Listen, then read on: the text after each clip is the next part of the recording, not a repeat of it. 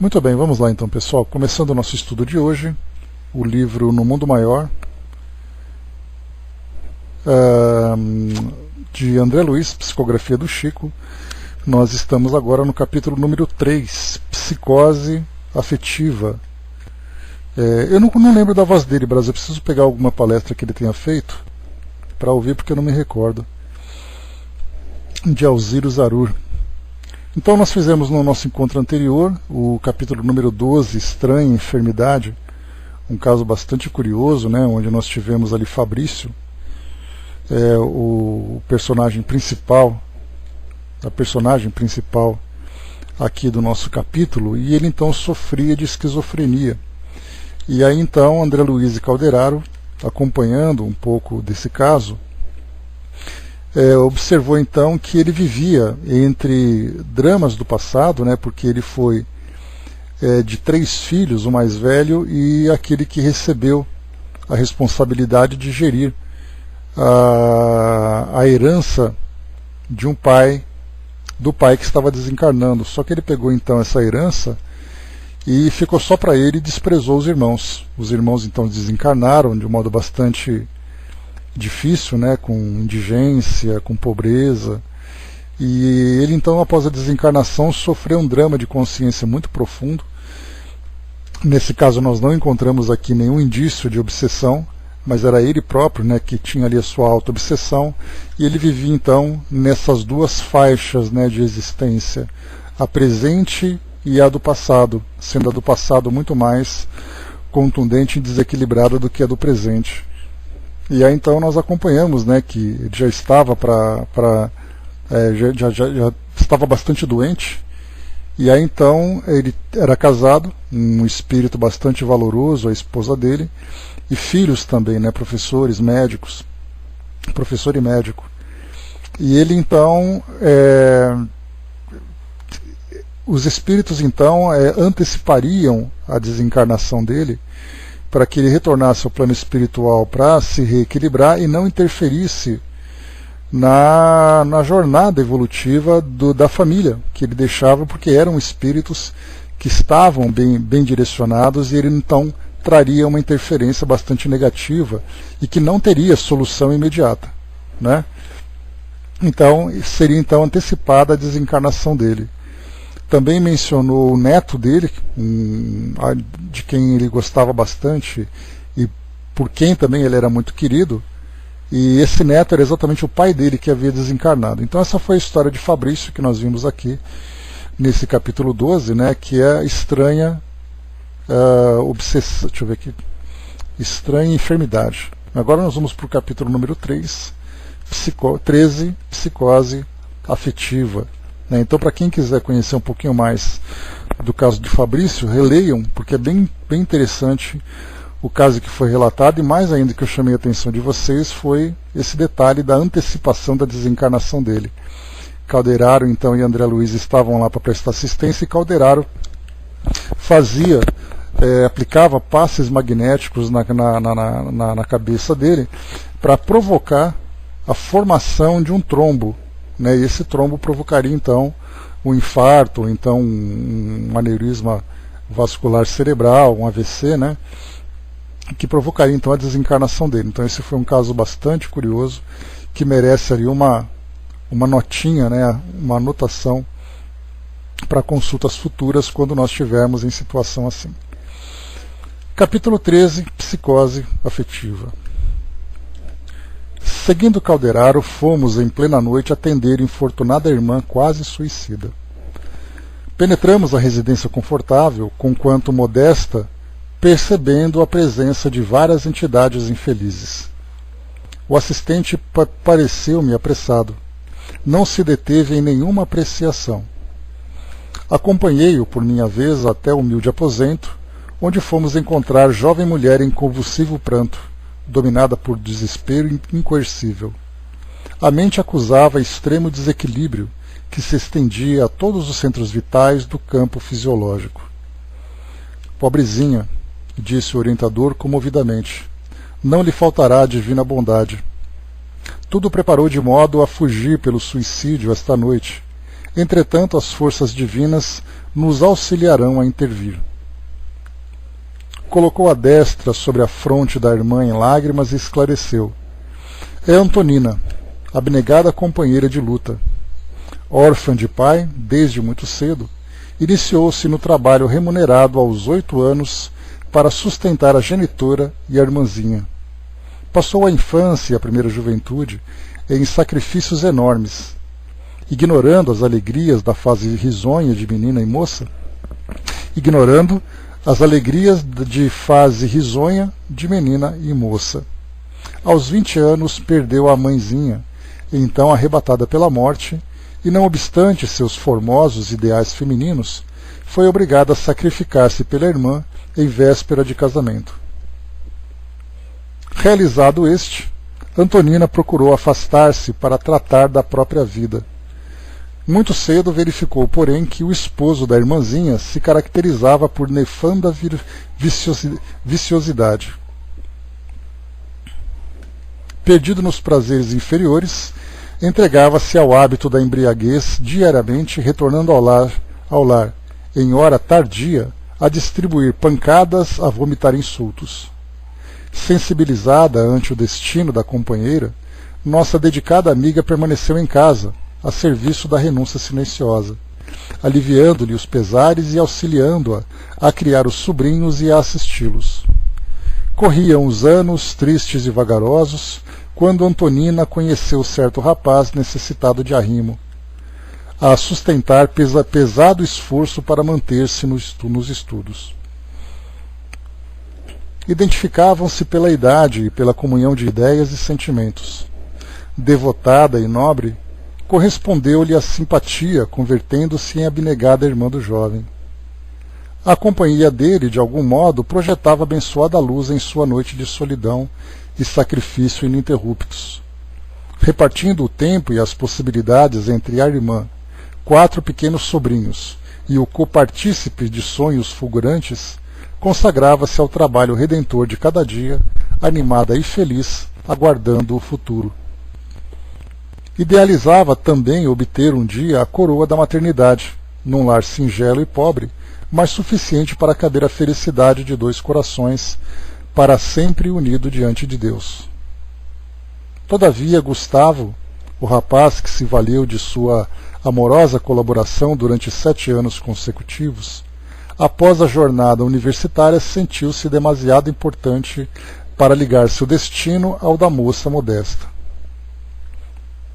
Independente e titulado, agora passou a notar que Antonina não era fisicamente a companheira de seus propósitos reclamavam. Exibindo um diploma de médico e sentindo urgente necessidade de constituir um lar, com um grandioso programa na vida social, desposou o jovem possuidora de vultuosa fortuna, menosprezando o coração leal que o ajudara nos instantes incertos. Fundamente humilhada, nossa desditosa irmã procurou-o, mas foi recebida com escarnecedora frieza. Gustavo, com presunção repulsiva, transmitiu-lhe a novidade, asperamente. Necessitava pôr em ordem os negócios materiais que lhe diziam respeito e por isso escolhera melhor partido. Além disso, declarou, sua posição requeria uma esposa que não procedesse de um meio de atividades humilhantes. Pretendia alguém que não fosse operária, de laboratório, que não tivesse mãos calejadas, nem fios prateados na cabeça. A moça tudo ouviu debulhada em lágrimas, sem reação, e tornou a residência ontem mimada pelo anseio de morrer. Minada pelo anseio de morrer, fosse como fosse. Sente que as esperanças se lhe esvaneceram, esfaceladas pelo golpe inopinado, que a existência se reduz em cinza e poeira, que a renúncia abre as portas da ruína e da morte. Conseguiu certa dose de substância mortífera que pretende ingerir ainda hoje. Então aqui, um caso que a gente tem, de frustração amorosa, o próprio título diz para nós, psicose afetiva. Então, ela renunciou toda a vida pessoal dela para poder ajudar a irmã, que tinha um casamento problemático com 4 crianças, que ela ajudava a criar, e aí depois, então, na confiança e também por esse sentimento amoroso, ela acabou também ajudando esse rapaz, que é o nosso Gustavo, né? E aí então Gustavo, depois de se formar, acabou então dispensando-a, provocando essa grande frustração amorosa. E aparentemente para nós é apenas um relato, né? Mas dá para a gente aprofundar esse fato com bastante simplicidade diante de tudo aquilo que nós temos de ensinamentos da doutrina espírita, quando fala sobre as responsabilidades que cada um de nós tem sobre os outros, né? Então, como dizia Saint-Exupéry, né?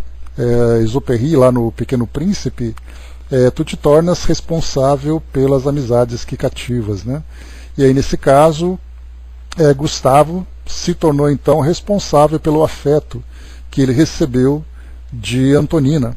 E aí então a expressão lesões afetivas também é uma expressão bastante utilizada no nosso meio, porque mostra, nesse caso das lesões afetivas, a grande responsabilidade daquele que provoca essa lesão.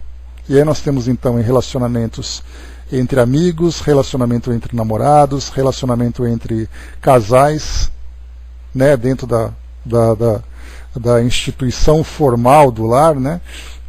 E aí então aquele que lesa o outro na confiança e no sentimento assume essa responsabilidade depois no futuro.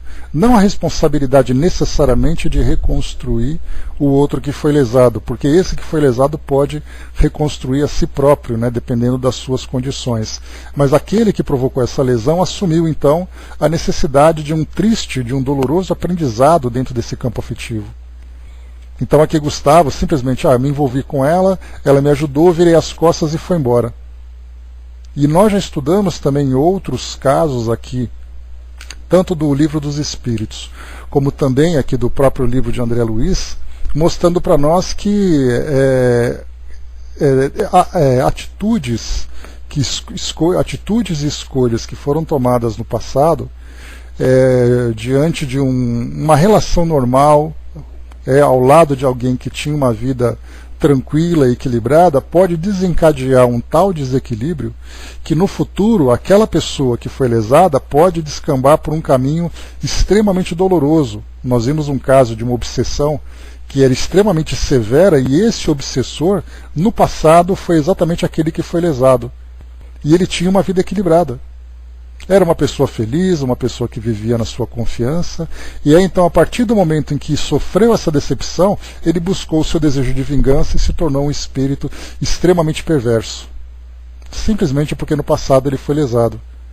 Claro que ele tem a sua própria cota de responsabilidade pelas escolhas que ele fez. Ele poderia ter optado em não querer devolver, né, esse sofrimento que ele recebeu, ele poderia ter optado em não se vingar daquele que foi o seu algoz naquele momento. Mas ele fez a sua escolha. Mas se nós voltarmos na origem dos problemas, nós veremos então ali de quem foi realmente o primeiro passo para causar aquele grande tormento. Aí foi exatamente aquele que provocou, naquele caso, uma lesão afetiva. E aqui nós vemos a mesma coisa. Antonina, próxima de um suicídio.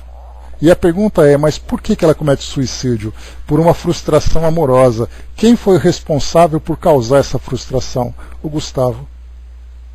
E aí então a gente vai ligando, né, todas as pontas dessa trama, e vai percebendo então quem são aqueles que têm responsabilidades, de quem é a responsabilidade maior, de quem é a responsabilidade menor.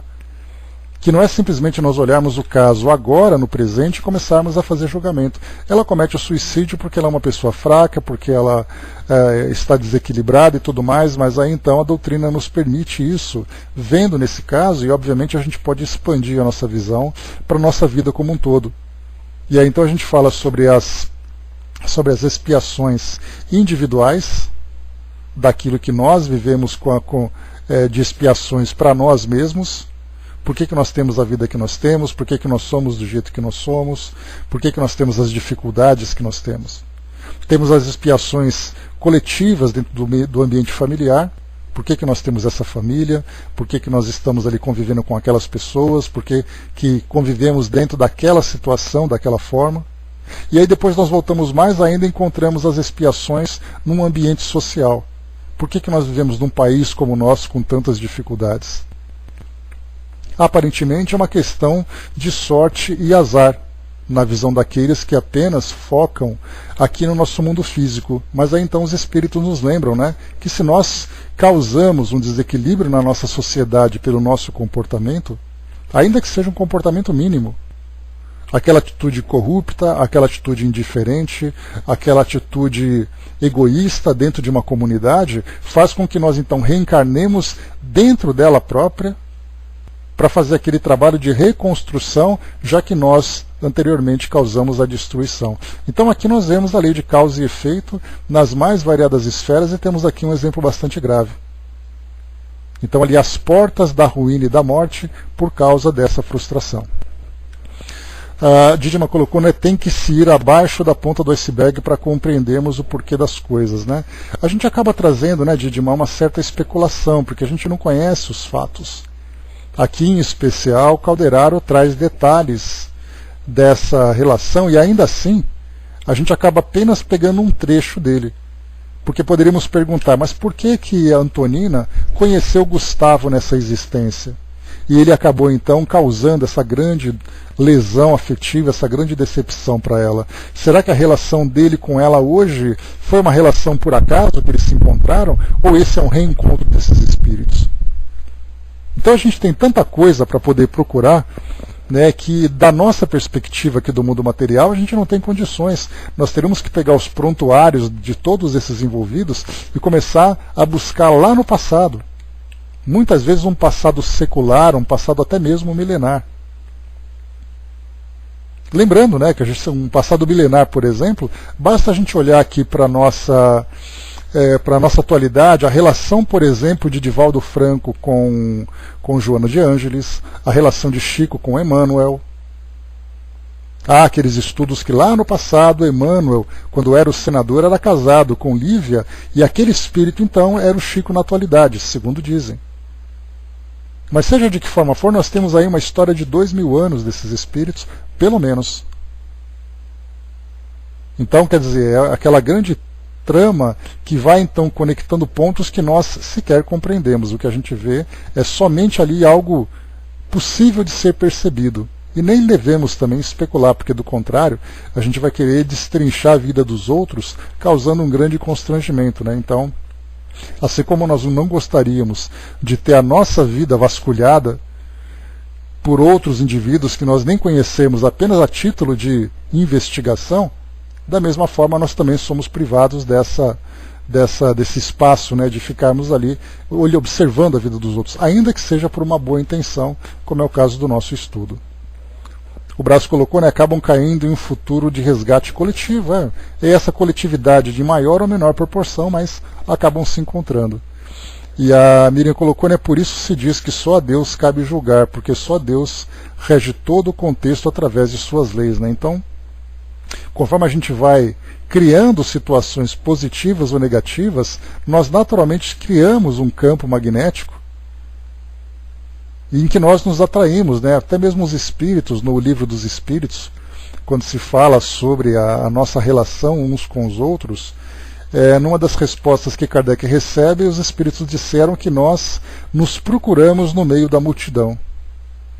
E aí então, quer dizer, essa força atrativa que existe entre nós, que nós vamos nos aproximando, é o indivíduo, por exemplo, pessoas que se casam, pessoas que se encontram num determinado local, num ambiente de trabalho e tudo mais, que se buscam, muitas vezes até com uma relação um tanto antipática, criando, né, por exemplo, relações, criando casamentos cheios de problemas, cheios de mágoas, cheios de agressividade. Mas se as coisas são assim, como é que isso não foi percebido antes?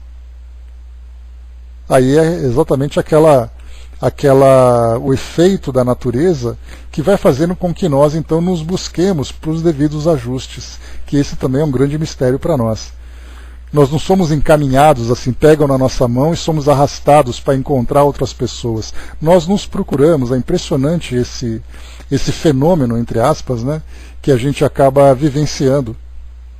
Se é numa reencarnação, por exemplo, você reencarna junto à sua família, você foi conduzido até aquela gestação, aí você nasceu e você parte ali então para a convivência. Agora, um casal que se encontra, muitas vezes um de um lado do mundo, o outro do outro, de repente eles se encontram, se aproximam, se juntam e vivem ali suas experiências. Como se dá essa atração?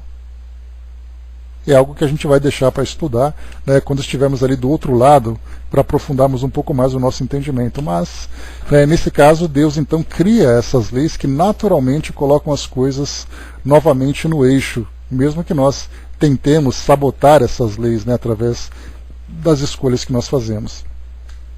Vamos lá então. Então vimos aqui um pequeno resumo da história de Antonina e o nosso companheiro Gustavo, né? Dando pequeno intervalo às elucidações, recomendou-me: examina-a enquanto administro os socorros iniciais. Detive-me em perquisição minuciosa por longos minutos. Dos olhos de Antonina caíam pesadas lágrimas. No entanto, da câmara cerebral partiam raios purpúreos que invadiam o tórax e envolviam particularmente o coração. Torturantes pensamentos baralhavam-lhe a mente, registrando-lhe os secretos apelos, compungia ouvir os gritos de desespero e as súplicas ardentes. Então aqui nós temos André Luiz percebendo a tempestade emocional e mental que Antonina estava vivenciando nesse momento. Naquele momento ela só chorava, era aquilo que era observado fisicamente, mas por dentro aquela tempestade de sentimentos causando então todo aquele desespero. Seria crime, pensava, amar alguém com tal excesso de ternura? Onde jazia a justiça do céu que não lhe premiava os sacrifícios de mulher dedicada à paz doméstica? Aspirava a ser alegre e feliz, como as venturosas companheiras de sua meninice. Anelava a tranquilidade do matrimônio digno, com a expectativa de receber alguns filhinhos concedidos pela bondade infinita de Deus. Seria aspiração condenável sonhar com a edificação de modesto lar, com a proteção de um companheiro simples e bondoso, quando as próprias aves possuíam seus ninhos? Não trabalhara sempre pela felicidade dos outros? Por que desconhecidas razões a relegara Gustavo ao abandono? Os calos nas mãos e os sinais do rosto não lhe roubavam a dedicação do serviço honesto? Não lhe roboravam, a dedicação do serviço honesto? Teria valido a pena sofrer tantos anos, perseguindo uma realização que lhe afigurava agora impossível? Não pretendia demorar-se no mundo onde o vício triunfava tão facilmente, espezinhando a virtude. Não obstante a fé que lhe alentava o coração, preferia morrer, enfrentar o desconhecido. Sentia-se desajustada, sem rumo, quase louca. Não seria mais razoável, inquiria a si própria, buscar as trevas do sepulcro do que apodrecer num catre de hospício? Estirada no leito, a infeliz mergulhava o rosto nas mãos, soluçando sozinha, inspirando-nos piedade. Calderaro interrompeu o serviço de assistência, fitou-me com significativa expressão e comunicou: tenho instruções para impor-lhe o sono mais profundo, logo depois da meia-noite. E verificando que o relógio informava não estar distante do momento predefinido, o assistente começou a ministrar-lhe aplicações fluídicas ao longo do sistema nervoso simpático. A vasta rede de neurônios experimentou a influência anestesiante. Antonina tentou levantar-se, gritar, mas não conseguiu. A intervenção era demasiado vigorosa para que a enferma pudesse reagir. Nós tivemos um caso semelhante também, de interferência assim, direta e objetiva do plano espiritual, lá no livro Memórias de um Suicida.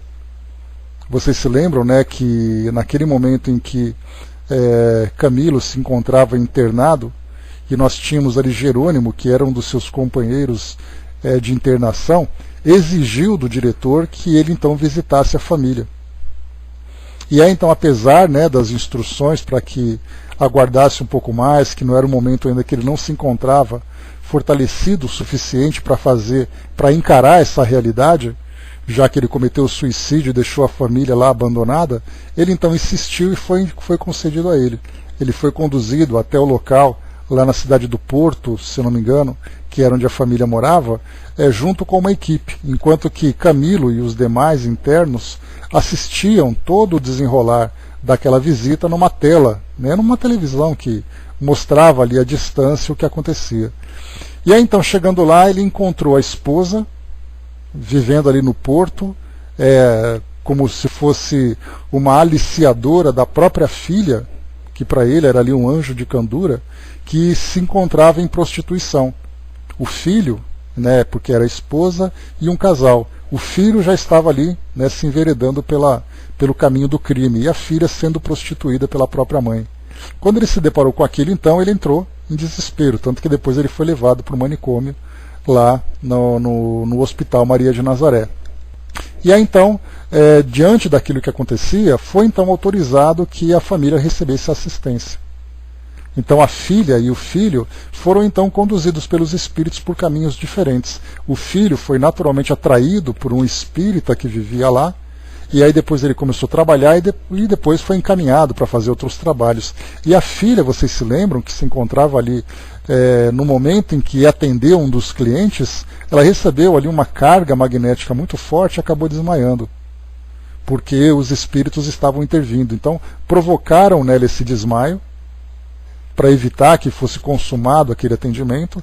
Rapidamente então vieram para socorrê-la, levando para um hospital, e depois ela foi levada para uma família que fazia com que ela fosse trabalhar como doméstica em casa, e aí, então eles se mudaram aqui para o Brasil. E naquele caso, vocês devem se recordar, então os espíritos que estavam prestando atendimento induziram nela esse estado, né, esse desequilíbrio, fazendo com que ela desmaiasse. E aqui nós vemos a mesma coisa. Através do passe, a Antonina então caiu nesse sono profundo para que eles então realizassem os procedimentos que eram necessários. E continua para nós. O orientador prosseguiu atento, envolvendo-a mansamente em fluidos calmantes. Dentro em pouco, cedendo à irresistível dominação, a moça recostou-se vencida nos travesseiros, no estado a que o magnetizador comum chamaria hipnose profunda. Manteve-a Calderaro em completo repouso por mais de meia hora. Decorrido esse tempo, duas entidades aureoladas de imensa luz deram entrada no recinto. Abraçaram meu instrutor, que me apresentou cordialmente. Estavam agora junto de nós Mariana, que fora dedicada genitora de Antonina, e Márcio, iluminado espírito ligado a ela desde séculos remotos. Agradeceram, sensibilizados à atuação de meu orientador, que passou a doente à direção materna. A simpática senhora desencarnada inclinou-se sobre a filha e chamou-a docemente como fazia na terra. Parcialmente desligada do envoltório grosseiro, Antonina ergueu-se em seu organismo perispirítico, encantada, feliz. Mamãe, mamãe! Gritou, desabafando-se a refugiar-se entre os braços maternais. Mariana recolheu-a carinhosa, estringiu-a de encontro ao peito, pronunciando palavras enternecedoras. Mãezinha, ajude-me, não quero mais viver na terra. Não me deixe voltar ao corpo pesado. O destino escorraça-me. Sou infeliz. Tudo me é adverso. Arrebate-me daqui para sempre. A nobre matrona contemplava-a triste, quando Márcio se aproximou, fazendo-se visto pela estimada enferma. A moça abriu desmesuradamente os olhos e ajoelhou-se instintivamente, amparada pela mãe. Parecia esforçar-se por trazer à lembrança alguém que ficara em pretérito longínquo. Observava-se-lhe a extrema dificuldade para recordar com precisão. Contemplava o emissário banhada em pranto diferente. Não vertia as lágrimas lutuosas de momentos antes. Tocava-se agora de sublime conforto, de júbilo místico, que lhe nascia inexplicavelmente das profundezas do coração. Acercou-se Márcio mais intimamente, posou-lhe a luminosa destra sobre a fronte e falou com ternura. Antonina, por que esse desânimo quando a luta redentora apenas começa? Ouvidaste, acaso, que não somos órfãos? Acima de todos os obstáculos paira a infinita bondade. Recusas a porta estreita que nos proporcionará o venturoso acesso ao reencontro? Talvez porque a interlocutora estivesse de si mesma postulando excessivo trabalho para reavivar paisagens perdidas no tempo, o mensageiro advertiu o fraternal. Não forces a situação. Acalma-te. Não nos bastará o presente cheio de abençoado serviço e renovadora luz? Um dia reconquistarás o patrimônio da memória total. Por ora, contenta-te com as dádivas limitadas. Aproveita os minutos na recomposição do destino. Vale-te das horas para reconduzir tuas aspirações a esferas superiores. Que motivos te sugerem esse crime, que é o provocar a morte? Que razões te conduzem aos passos na direção do precipício tenebroso? Tua mãe e eu sentimos de longe o perigo e aqui estamos para ajudar-te. Então aqui a gente já também lembra, sobre essa conexão que existe no mundo espiritual, quando a gente fala sobre espíritos familiares, espíritos protetores, que nós estudamos lá no Livro dos Espíritos, que eles não precisam estar o tempo todo nos observando. Existe uma ligação mental, uma ligação fluídica entre nós, que no momento em que nós começamos a vivenciar as nossas aflições, eles então percebem o que está acontecendo. A gente pode fazer uma comparação com aquela intuição que nós já estudamos aqui no nosso Livro dos Espíritos também, quando, por exemplo, nós temos aquela ligação mental entre as pessoas que nós não compreendemos. Entendemos que estamos mergulhados num fluido, que o pensamento então acaba sempre sendo direcionado para determinadas pessoas, por uma ligação mais especial, uma ligação mais estreita, e o que pensa um acaba repercutindo depois sobre o outro. Então, naquele momento de maior aflição, então isso reflete nesses espíritos e eles então vêm aqui nos atender. A mesma coisa acontece quando nós temos ali sentimentos prazerosos, Então, naquele exemplo da telepatia que eu falei para vocês da intuição, é aquele caso, daquela mãe que sente aquele aperto no peito, aquele amigo, aquela amiga, aquele pai que sente aquela angústia por causa de alguém, e aí então ele corre, pega o telefone, pega o celular, liga para lá e pergunta se está tudo bem, porque ele estava com uma impressão ruim. O que exatamente é essa impressão? É exatamente essa ligação que conecta os indivíduos, sejam encarnados, sejam desencarnados, a distâncias incomensuráveis. Então nós temos no plano espiritual espíritos que se encontram nas camadas mais elevadas, com as suas atividades e tudo mais, e de repente vem aquela sensação que é como se fosse um chamamento. E aí então os espíritos correm em nosso socorro. Por isso então ele coloca, tua mãe e eu sentimos de longe o perigo e aqui estamos para ajudar-te. Fez longa pausa, fixando-a amorosamente e continuou. Ó, minha abençoada amiga, como abriste assim o coração aos monstros do desespero.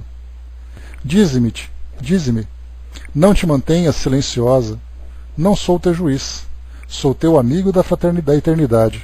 Não terei o consolo de ouvir-te? A enferma desejava falar. Entretanto, os suaves raios de luz emitidos por Márcio cercavam-na toda, sufocando-lhe a garganta no êxtase daqueles instantes inesquecíveis. Ele, porém, desejando evidentemente proporcionar-lhe oportunidade a mais amplo desabafo, levantou-a cuidadoso e insistiu. Fala. Animada, Antonina balbuciou tímida. Estou exausta. Contudo, jamais foste esquecida. Recebeste mil recursos diversos da providência. indispensáveis ao valioso serviço de redenção. O corpo terreno, as bênçãos do sol, as oportunidades de trabalho, as maravilhas da natureza, os laços afetivos e as próprias dores da experiência humana não serão inestimáveis dons do divino suprimento? Ignoras, querida, a felicidade do sacrifício? Renegas a possibilidade de amar? Foi então que vi a jovem mulher contemplá-lo mais confiante. Sentindo-se forte ante a insofismável demonstração de carinho, abriu-se com franqueza fraternal. Tenho sonhado com a posse de um lar. Desejo viver para um homem que a seu turno me auxilie a levar a existência. Idealizo receber de Deus alguns filhinhos que eu possa acariciar. Será pecado, celeste mensageiro, anelar tais coisas? Será delinquente a mulher que busca santificar os princípios naturais da vida? Depois de morejar anos a fio pela felicidade dos que me são caros, noto que o destino escarnece de minhas esperanças. Será virtude viver entre pessoas alegres e felizes quando nosso coração queda morto? Márcio ouviu-a fraternalmente, afagando-lhes as mãos, e, evidenciando as suas altas aquisições de verdadeiro amor, acrescentou, mais compreensivo e mais atento: abnegada amiga, não permitas que a sombra de algumas horas te apane a luz dos séculos por vindouros. É possível, Antonina, que te sintas tão lamentavelmente só quando o Supremo Senhor te concedeu o sublime lar no mundo inteiro? A humanidade é a nossa família. Os filhinhos da dor nos pertencem. Reconheço que transitórias humilhações do sentimento te laceram a alma, que desejarias arrimar-te ao carinhoso abraço de um companheiro digno e fiel. No entanto, querida, é da vontade superior que receba, por enquanto, as vantagens que podem ser encontradas na solidão. Se há períodos de florescimento nos vales humanos, dentro dos quais nos inebriamos em plena primavera da natureza, existências se verificam aparentemente isoladas e desditosas nas culminâncias da meditação e da renúncia, e cuja luz nos preparamos para novas jornadas santificadoras. Não suponhas que a fatal passagem do sepulcro nos abra portas à liberdade. Segue-nos a lei a toda parte, e o Supremo Senhor, se exerce a infinita compaixão, não despreza a justiça inquebrantável. Dá-nos invariavelmente a eterna sabedoria, o lugar onde possamos ser mais úteis e mais felizes. Declaras-te deserdada e infeliz, e, no entanto, ainda não recenseaste as possibilidades sublimes que te rodeiam. Dizes-te incapacitada de abraçar os pequeninos de Deus, mas por que tamanho exclusivismo para os rebentos consanguíneos? Não enxergaste até hoje as crianças abandonadas? Nunca viste os filhinhos da miséria e da privação? Se não podes ser mãe de flores da própria carne, por que motivo não te fazes tutor espiritual dos pequenos necessitados e sofredores? Acreditas, Antonina, que possamos ser absolutamente felizes escutando gemidos à nossa porta? Haverá perfeita alegria num coração que pulsa ao lado de um coro de lágrimas? O mundo não é propriedade nossa. Nós, os filhos do Altíssimo, é que fomos trazidos a cooperar nas obras que nos cercam. É verdadeira infelicidade acreditar-se alguém favorito dos céus, como se o Pai, compassivo e sábio, não passasse de frágil e parcial ditador. Sacode a consciência adormecida. Lembra-te de que o Todo-Poderoso não se adstringe ao nosso particularismo de criaturas falíveis, e não te esqueças de que nos pesam perante a universalidade dele inalienáveis deveres de trabalho, exercitando os preciosos recursos que nos concedeu, a fim de alcançarmos um dia a perfeição da sabedoria e do amor. Sofres em tua organização, que orientaste para o personalismo, porque um homem, cujo padrão psíquico se harmonizou com o seu em muitos aspectos, modificando depois seu rumo de vida, te relegou ao esquecimento. Choras por quanto esperavas encontrar em sua companhia algo da divina presença, que traria serenidade às tuas angustiosas esperanças de mulher dedicada e sensível. As inquietações do sexo tomaram vulto na intimidade do seu santuário e padeces longo assédio de tribulações. Mas dar-se-á que presumas no sexo a fonte exclusiva do amor? Serás também vítima desse fatal engano? O amor é sol divino a irradiar-se através de todas as magnificências da alma. Por vezes somos privados de sensações que ansiáramos, inibidos de usar energias criadoras de formas físicas, a fim de buscarmos patrimônios mais altos do ser. Nem por isso, contudo, tais percalços nos impedem a exteriorização do sublime sentimento. Represar-lhe o curso redundaria em extinguir o universo. O que tortura a mente humana em tais ocasiões é o clima do cárcere organizado por nós mesmos. Amorados no egoísmo feroz, não sabemos perder por alguns dias para ganhar na eternidade, nem ceder valores transitórios para conquistar os dons definitivos da vida. Então, até aqui, né, o que esse espírito de nome, mais uma vez aqui, me esqueci o nome dele. Espera aí que eu já pego aqui. Cadê o nome dele?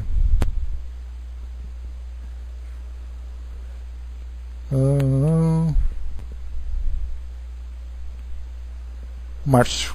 Então Márcio, aqui esse nosso espírito, traz para ela um esclarecimento que é bastante importante para muitos de nós encarnados, né? Que vivenciamos experiências muitas vezes fora desses planos tradicionais aqui da nossa vida material. Ter família, ter ali uma prole, né, de acordo com o desejo, mas de qualquer forma sempre ter aquela outra metade, né, que vai preencher o nosso coração. Isso porque a gente sempre espera que a nossa vida seja preenchida por essas emoções mais fortes, né, envolvendo o contato físico, envolvendo aquela parceria no nosso dia a dia. Então, como ele coloca para nós aqui, é uma vivência um tanto quanto exclusivista, porque nós queremos viver o amor para nós. Nós não queremos viver o amor, né, que é universal. Então ele coloca, para muitos casos, existe então essa privação para essa relação convencional, para que a gente possa então desenvolver aspectos mais nobres das nossas energias, dos nossos valores. Então, em vez de concentrar, por exemplo, no caso dela aqui, da nossa Antonina, as energias da companhia, né, na companhia material, né, as energias da sexualidade, as energias das paixões e tudo mais, ela vai ter que usar isso como força criadora, expandindo ao redor dela. Isso por uma necessidade que ela teve. Então, para nós que acabamos tendo contato, né, com o sofrimento de muitas pessoas em atendimentos, em auxílios que nós prestamos, nós vemos sempre, né, aquela desilusão pela busca da felicidade imediata. Então as pessoas vão dizer, eu não sou feliz porque eu não me casei, eu não sou feliz porque eu não encontrei ainda, né, o meu príncipe ou a minha princesa, eu não sou feliz porque eu não tenho família, eu não sou feliz porque eu não realizei o meu sonho, etc. Então a gente busca sempre aquela ideia de felicidade em cima, né, a partir das nossas realizações aqui no mundo físico. Só que aí, assim como nós vimos lá em cima, quando nós falamos sobre a responsabilidade das relações e das tramas que envolvem, né, a nossa existência aqui no mundo material, trazendo para nós fatos lá do passado que foram então desencadeando outros eventos que chegaram aqui até o presente, é a mesma coisa. Então muitas vezes para nós essa privação desse tipo de vivência aqui no mundo físico acaba sendo então uma necessidade para nós, para que expandamos a nossa visão. Porque, como foi colocado aqui também por Márcio, né, aqueles dias de privação significa exatamente ali a possibilidade de conquista pela eternidade. Mas nós, como somos imediatistas e também não temos, né, a nossa fé tão sólida, as nossas convicções tão cristalizadas, a gente acaba pensando no mundo espiritual, pensando na vida futura, mas a gente quer que as coisas aconteçam agora. Então esses valores transitórios que nós queremos conquistar, para deixar de conquistar os dons definitivos da vida, é algo que nós precisamos ainda transformar. Então, se existem essas limitações, né, elas têm ali sua razão de ser e traz para nós ensinamentos extremamente valiosos. Só que nós temos que saber aprender, né, porque até mesmo a lição, se ela não for bem aprendida, ela acaba se tornando para nós algo incompreendido. Porque quando nós vivemos essas situações, em vez de nós pensarmos no futuro e tomarmos decisões para vivermos da melhor forma possível diante daquilo que nós temos de experiências para a nossa vida, nós nos rebelamos contra isso. E aí então surge aquela revolta, surge então aquela angústia, aquela infelicidade contínua, aquele desejo de acabar logo para começar de novo, e toda a lição que poderia ser bem aproveitada, ela acaba não sendo. Então isso para nós é difícil, né? Porque na teoria ela acaba sendo muito fácil de ser percebida, mas na prática é diferente. Porque a dor que nos toca é uma dor imediata, é uma dor que acontece agora. E nós queremos nos livrar dessa dor. Então nós não ficamos pensando naquela felicidade futura. Eu vou esperar, vou suportar um pouco essa angústia, essa tristeza, essa decepção, porque eu sei que no futuro eu vou ser feliz. Nós queremos o contrário, né? Eu quero ser feliz agora e se tiver que sofrer, eu sofro depois. Então, lições extremamente importantes para ela. Ante a moça que o contemplava embevecida através de espesso véu de lágrimas, o mensageiro prosseguiu. Efetivamente, se não podes partilhar a experiência do homem escolhido, em face das circunstâncias que te compelem à renúncia, por que não lhe consagrar o puro amor fraternal que eleva sempre? Estaríamos, acaso, impedidos de transformar em irmãos os seres que admiramos? Não deves, outro sim, esquecer que o noivo perjuro, atualmente belo na figura fisiológica, vestirá mais tarde o puído traje do cansaço da velhice, se em breve não afivelar ao rosto a máscara da enfermidade e da morte. Conhecerá o desencanto da carne e estimará o silêncio, no silêncio à procura do espírito. Se o amas em verdade, por que torturá-lo com o sarcasmo do suicídio, ao invés de cobrar forças para esperá-lo ao fim do dia da existência mortal? Se não podes ser o cântaro de água pura para o viajor querido, por que não ser o oásis que o aguardará no deserto das desilusões inevitáveis?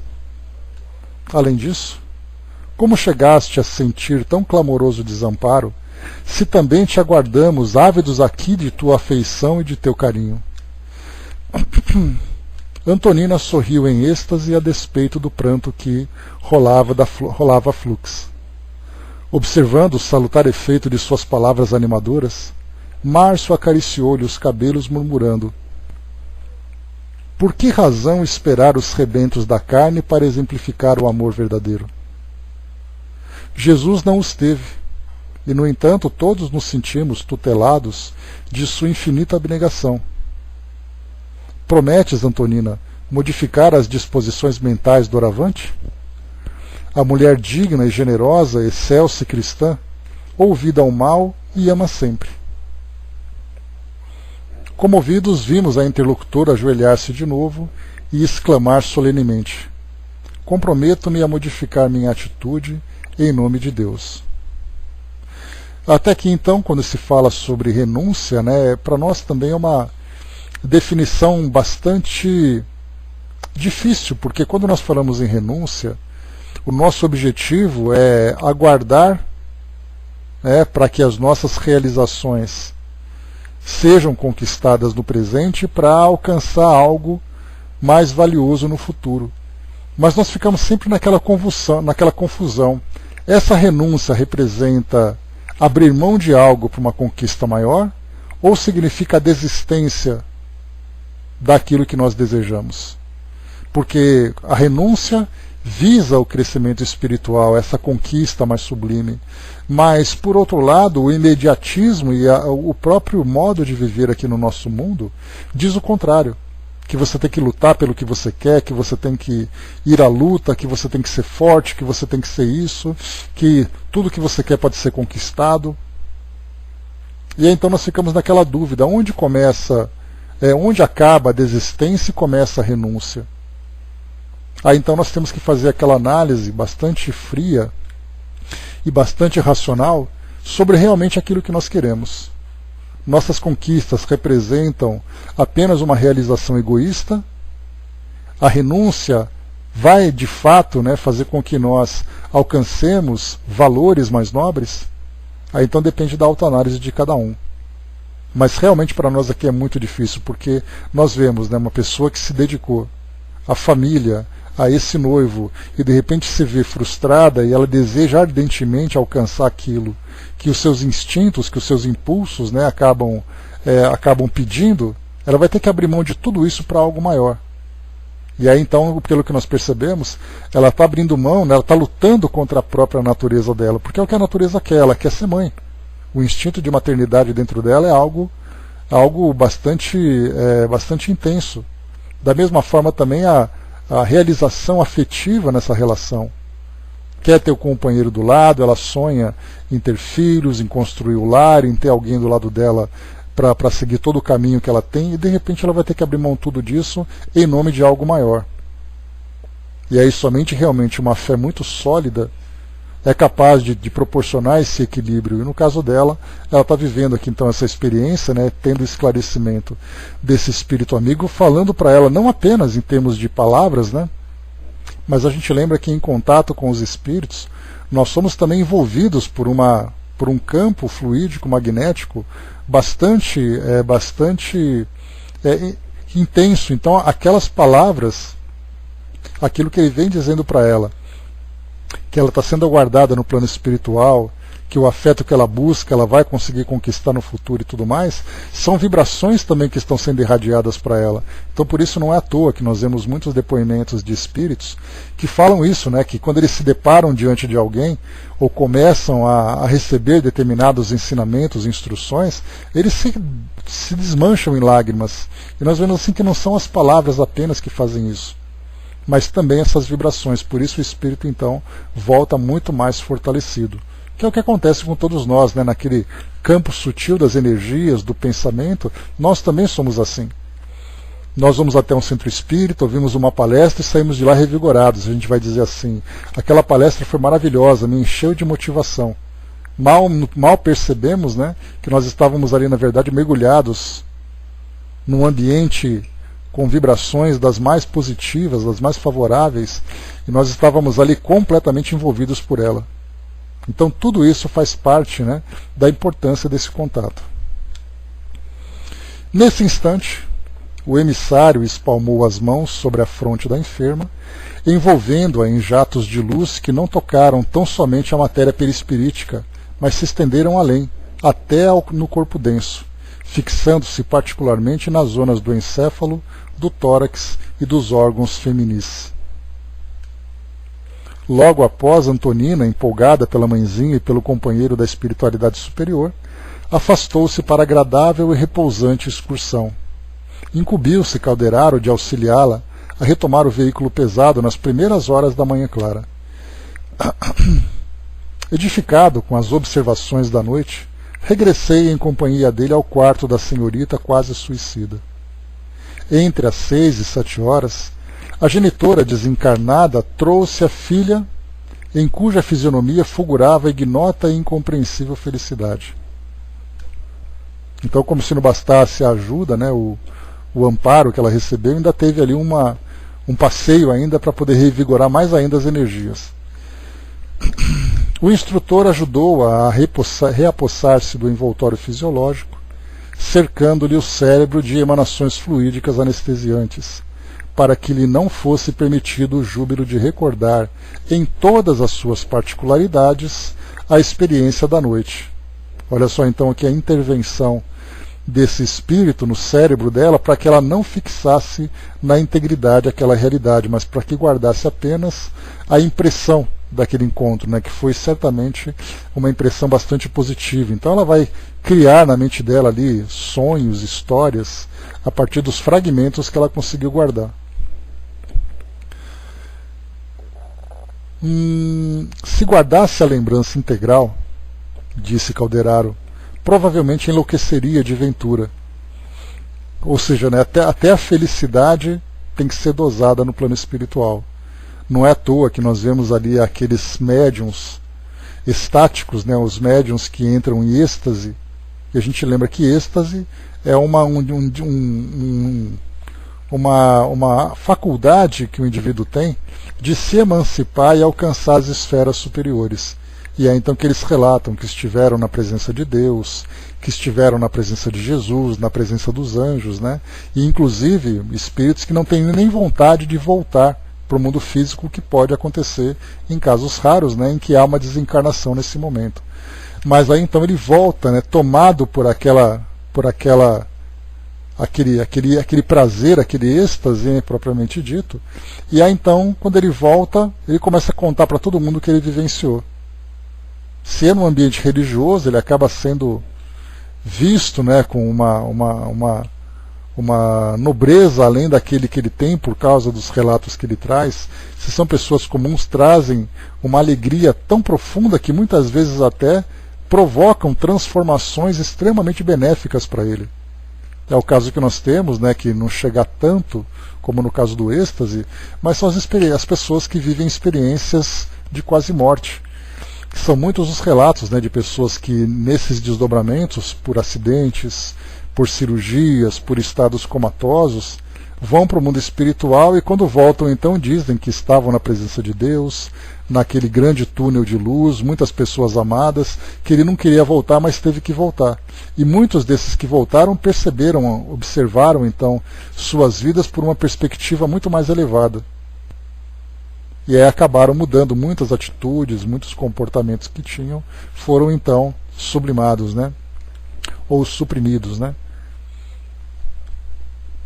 Então diz aqui para nós, né, de start, as alegrias por ela intensamente vividas seriam arquivadas em seu organismo, sob forma de forças novas, estímulos desconhecidos, coragem e satisfação de procedência ignorada. Ou seja, ela só sabe que vive aquela felicidade, mas ela não sabe exatamente o que aconteceu. Com efeito, daí a minutos Antonina despertou, como que outra criatura, sentia-se inexplicavelmente reanimada, quase feliz. Um dos pequenos sobrinhos penetrou o aposento, chamando-a. A generosa tia contemplou-a enlevada. Alguma energia prodigiosa que lhe não era dado conhecer, religara ao interesse pela vida. Achou indizível contentamento no sol que atravessava a vidraça. Bendizia o quarto humilde onde lutava por atender aos desígnios de Deus e sorria-se de haver, na véspera, pensado em fugir, sem razão, ao aprendizado do mundo. Não fora aquinhoada pela providência com maravilhoso número de bênçãos? Contemplou a encantadora criança pobremente vestida a solicitar-lhe a companhia para descerem ao pequeno jardim, onde flores novas desabrocharam. Que importa insignificante malogro do coração diante dos trabalhos sublimes que poderia executar na sua posição de mulher sadia e jovem? Os filhinhos da irmã não lhe pertenciam igualmente? Não seria mais nobre viver para ser útil, esperando quase sempre da inesgotável misericórdia? Tia Antonina, vamos ver a roseira nova, gritava o trêfego menino de 5 anos, em alegre invite à vida. Observando-lhe a restauração das forças, vimo-la sinceramente rejubilados levantar-se a responder sorrindo.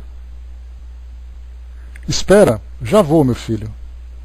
E aqui então, né, encerramos aqui essa passagem, né, mostrando aqui então o revigoramento dela, né? Então, como eu falei para vocês, o que a gente pode extrair de aprendizado dessa passagem fala sobre a renúncia e essa falta de vontade, falta de determinação para lutarmos pelos nossos objetivos aqui no nosso mundo.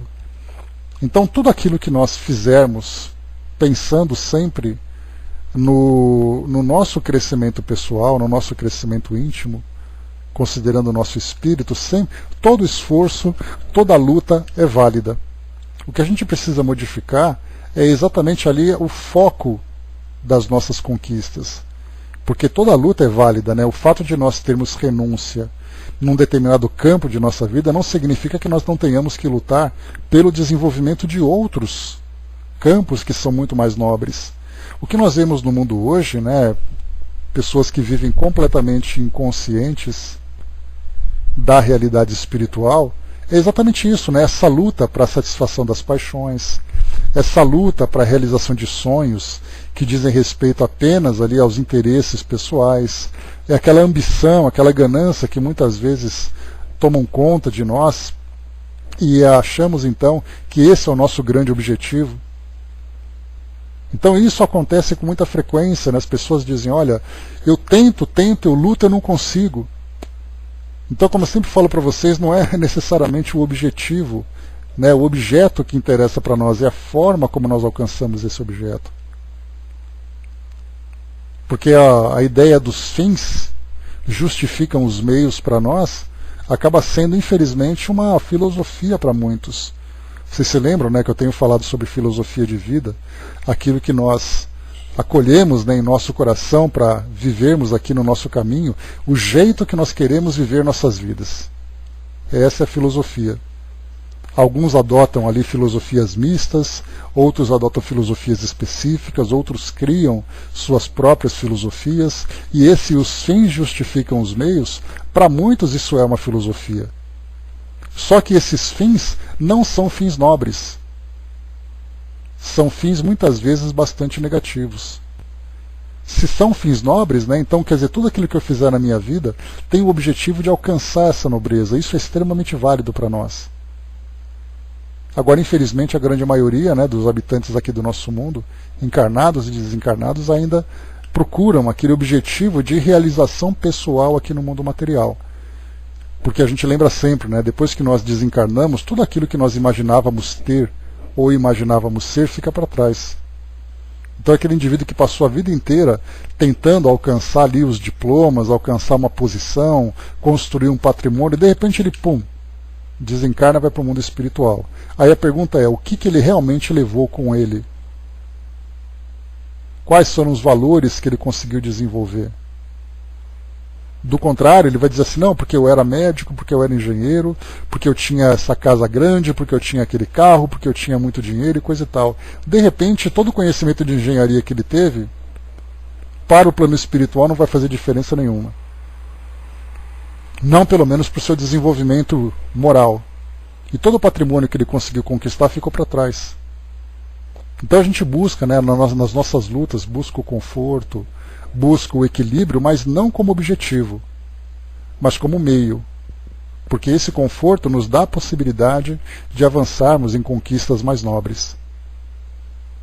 Nós encontramos quantas famílias muito bem estruturadas, famílias muito bem constituídas, pessoas que vivem realmente uma grande felicidade em seu meio familiar, e em vez de aproveitar essa estabilidade e esse equilíbrio para se desenvolverem, eles simplesmente se acomodam. E a gente pensa, você teve tudo para ser mais do que você foi. E aí você simplesmente viveu a sua felicidade e não aproveitou nada. Então, quer dizer, esse vai ser um que precisa daquele estímulo, né, que infelizmente é um estímulo doloroso, para que ele possa se mobilizar. Porque o conforto não foi suficiente para ele. Nós não falamos apenas de conforto material, conforto afetivo também, conforto psíquico. E em vez de aproveitar essa saúde que ele teve, uma saúde social, uma saúde psíquica para grandes realizações, não, ele se acomoda e diz assim, eu sou feliz. E aí depois vem, né, mas o que você fez com aquilo que você recebeu? O Brás coloca para nós, a espiritualidade trabalha em nosso favor 24 horas, diuturnamente, é incessante. Nós que precisamos, né, Brás, ter essa certeza, essa convicção, né, porque é difícil nós vivermos imaginando esse auxílio sem que ele esteja presente, mas para aí cada um de nós tem a sua própria prova também para vivenciar, né? Você vai ter que viver acreditando, não apenas vendo. Eu vivi no trânsito 30 anos e notava essa proteção, né? Então, em todo lugar, né? Qualquer tipo de ação que nós tenhamos aqui no mundo material, os espíritos estão atentos, né? Presencialmente ou à distância nos acompanhando. Então, meus amigos, por aqui esse nosso capítulo número 13, psicose afetiva. Vimos aqui apenas, né, apenas entre aspas, né, mas apenas o contato com esse espírito amigo e essas palavras e vibrações que foram direcionadas a elas foram suficiente para despertar a sua consciência. Para outros, nem sempre isso é possível, precisa de algo mais concreto, né, e até mesmo precisa permitir que essas pessoas vivenciem suas dores. O nosso próximo encontro, na semana que vem, será o capítulo número 14, Medida Salvadora. Então, 14, lembrando que nós temos 20 capítulos aqui nesse nosso livro. Depois, saindo do nosso livro No Mundo Maior, nós entraremos então no nosso livro